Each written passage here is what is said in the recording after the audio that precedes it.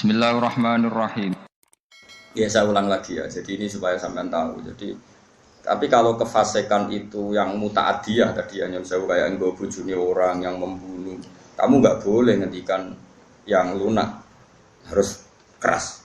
Meskipun kita tetap ingin dia tobat tentu ya, tapi hukumnya harus keras. Makanya Nabi keras, kamu menzinai 10 wanita yang tidak bersuami dengan satu menzinai istri orang, itu dosanya berlipat-lipat satu orang atau satu zina yang istrinya orang. Tentu Nabi pun ada kualifikasi karena tidak mungkin.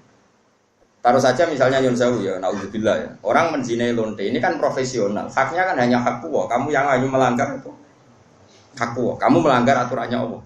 Tapi kalau menzinai istrinya orang, apalagi orang ini merasa istrinya ini afifah apa?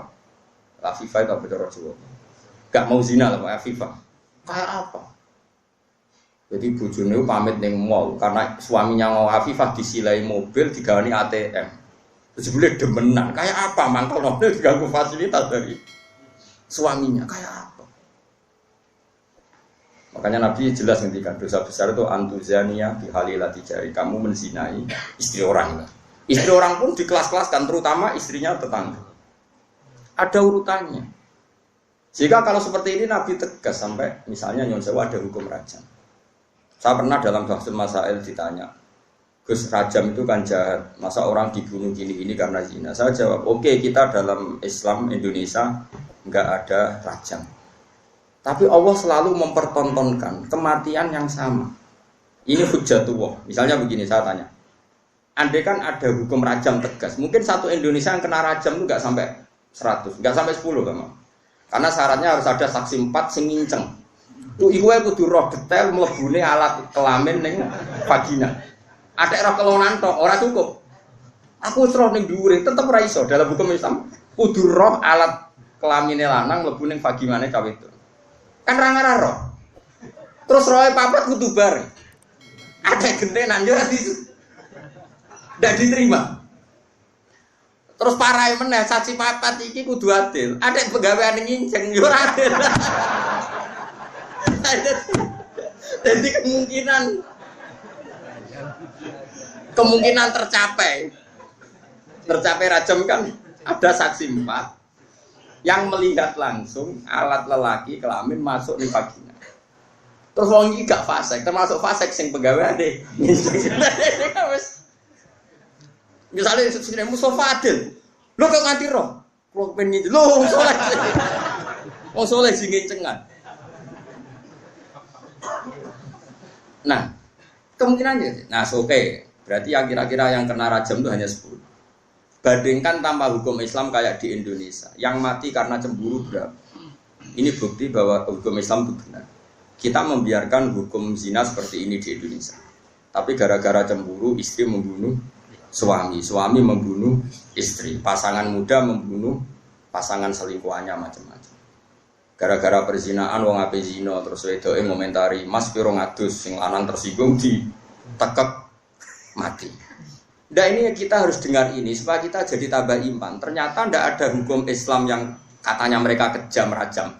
Ternyata hukum yang dibiarkan liar lebih kejam karena cemburu membunuh, karena tersinggung sama pasangan lontenya membunuh. Kan natijanya sama-sama menghilangkan nyawa. Maksud saya, yang ngaji saya tak kasih tahu. Oke, kita tidak pakai hukum rojam, tapi Anda harus tetap tahu di luar hukum rojam toh lebih itu kan ada yang di Surabaya itu mati jadi lebokno tabung LPG jadi semen. Gara-gara demenan wedok, konangan terus ambek istrinya yang tua itu karena lebih kaya. Nyewa preman dipateni dan dimutilasi macam-macam. Coba kalau kematian-kematian di TV rata-rata kan pasangan selingkuhan. Artinya kita seneng ya, seneng artinya gini. Orang-orang itu yang mengkritik rajam katanya tidak manusiawi, sebagian LSM itu kalau mengkritikan seperti itu. Ternyata yang dibiarkan di luar tanpa hukum rajam lebih ngeri. Rajam itu lebih prosedur karena tadi syaratnya harus saksi 4 menyaksikan langsung. Mungkin enggak? Video ra iso diedit. Ra oleh foto momennya, video enggak bisa. Bisa di Wong Kanjeng Nabi dibantah bolak-balik sampai sahabat. Ya gara-gara Nabi itu kan saking apike wong. Sahabat ya saking mangkele wong. Ya Rasulullah, aro'aita law anna rajulan wajada indam ro'atihi rajulan wa qad kana kadza wa kadza disebutno. Ya Rasulullah, misale ana wong lanang. Pertamane takok law. Ana wong lanang mulai mergo ibojone ku ning dhuwure wis ana wong lanang liya. Madza af'al. Terus kula sing dilakoni tiyang niku madza yaf'al dilakoni napa? Nabi cek jawab, yo al-bayyinah wa ila khudda ala dzuri. Kudu ana saksi. Nah ora kowe sing tak jilid perkarane kowe kodaf nuduh orang lain. Napa ya Rasulullah bayina? Iya bayina, pinten papat. Kula goleki kanca sedeng bar dadi batal. Kula kan golek wong papat sedeng bar. Lah kok do pinter mesti. Nabi aja ngotot yo ras pokoke al bayina wa illa khudala dzori. Yo tetep bayina nak roke. Nah, saya itu berkali-kali basul masail yang seperti itu. Menurut saya itu benar Nabi. Saya ulang lagi itu benar Nabi. Tentu Nabi itu paling benar. Bukan karena kita kultus saja, logikanya begini. Oke, dalam konteks orang soleh kayak Mustafa, mungkin cerita seperti itu benar. Ya cerita seperti itu benar. Tapi problemnya, wong lanang si rasoleh itu ya akeh. Wong lanang si rasoleh soalnya melaporkan istrinya karena wis rasoleh kepen Mekah. Pak Hakim melapor. Tadi malam saya mergoki istri saya selingkuh, maka harus diceraikan. Kalau hakim itu menerima semua orang, nanti semua orang kalau mangkel istrinya akan menuduh istrinya zina. Dan kalau hukum Islam ditegakkan, semua yang tertuduh zina dirajam, entek wong wedok. Paham ya? Maka sebaiknya Nabi mah nggak percaya. Paham sih kalau maksud? Sehingga dipersulit. Akhirnya apa? Dalam konteks suami istri ada hukum khusus disebut li'an. Disebut nomor li'an. Li'an itu istrinya didatangkan di masjid. Zaman dulu kan tidak ada kantor pengadilan. Suaminya didatangkan di masjid. Sama-sama bersaksi tabri'ah. Tabri'ah begini. Disuruh sumpah 4 kali. Yang kelima itu sumpah corosan itu sumpah sambar bledek. Sumpah pocong cara Madura. Kalau saya bohong dalam menuduh istri saya siap kena bedak atau kena laknatnya Allah. Terus istrinya di depan Rasulullah sumpah 4 kali, yang kelima saya siap mendapat adab Allah jika saya bohong. Baru harus dilepas. Furriqa bainahuma alal abad, keduanya diceraikan alal abad abadi, sama-sama enggak boleh nikah lagi, terus diceraikan secara syar'an. Yang kok ngenteni perkembangannya pangeran, pokoknya sama-sama nantang sing gorong lah berbeda gitu. Utawa cara saiki diplintes tronton. Kalau di daerah saya gitu kan ana pantura. Ada tukaran gitu. Aku ada nganti melok wong iku. Tabrak truk. Terus sing musuhe, "Aja truk tok, muni tronton." Saking mangkele. Saking debat kok ngono. Nak sing mumpung belah ya ngono, kecemplung segoro. Sumpah apa? Mungkin nak sing biasane Merapi, sumpah kecopot ulo, kan sesuai daerah apa? Masing-masing.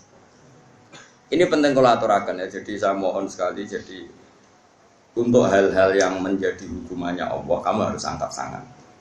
Iya Allah menunjukkan wong-wong maksiat itu lahum fid dunya. Di dunia itu pantes sih, itu ya untuk ono inan. Mulane dalam Indonesia udarane copet yo. Coba, kok ini jenius.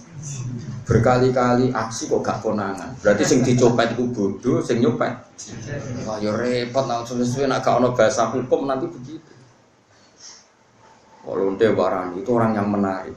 Sampai banyak orang tertarik. Berarti hebat. Wah, ya repot. Lalu kalau seneng Indonesia niku anggap apa? Artinya apa itu? Apa ya? Bahasa Indonesia meskipun nyuwun sewu yang melafatkan tokoh-tokoh nasional pun atau TV-TV nasional bahasanya tetap ada razia Satpol PP kepada penyakit apa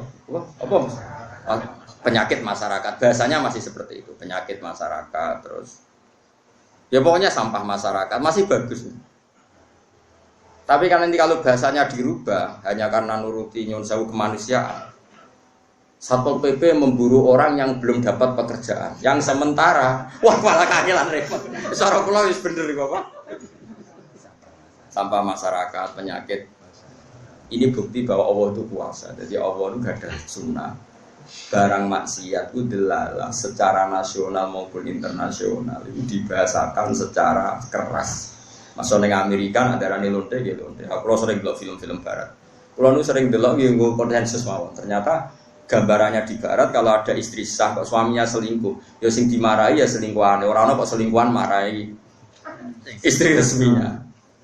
Masih neng barat, masih neng negara komunis itu PKI lah, neng Cina. Sing nyolong mbek sing dicolong sing melayu sing nyolong. Lho kok ijek Islami kok roh nak sing nyolong. Ora kok sama rata sama rasa terus. Paham ya? Ini cerita. Jadi nah, kefiah seperti ini itu kan baik. Kalau di orang fasik kefiah ini tidak kita datang karena takut mangkel lah mbek mayit mayit gendong ngono kok tak dongakno. Oke, dari segi itu berhak kita mangkel ning wong dolim. Masalahnya kalau kita tidak mengisi tradisi ini, diisi oleh tradisi mereka terus ceki, minum-minum, lebih sulit lagi kita menghilangkan. Mendingan gelo-gelo sithik, ngempet-ngempet sithik teko ning majelis, niati ngurip-ngurip tradisi Islam. Senajan tuh kowe gedeng mayi. Gedenge ora iso mbok ilangi, gak apa-apa. Pancen mayi itu lalas sing dicolong ya dunyamu. Masjid yang di imamane itu sini pun yen kena mercon deh. Wajar wong nak fasik ning desa kan wis parah tenan.